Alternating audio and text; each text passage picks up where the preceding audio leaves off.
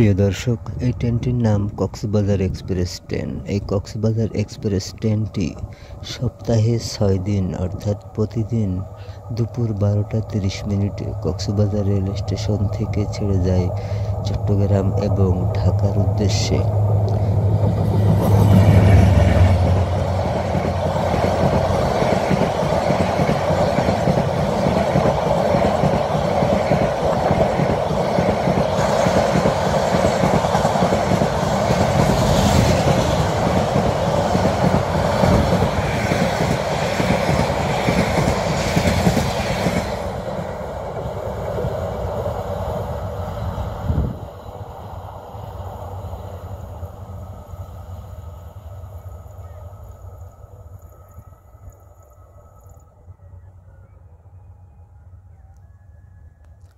প্রিয় দর্শক, এই দিকটা ঢাকা যাওয়া রেলপথ,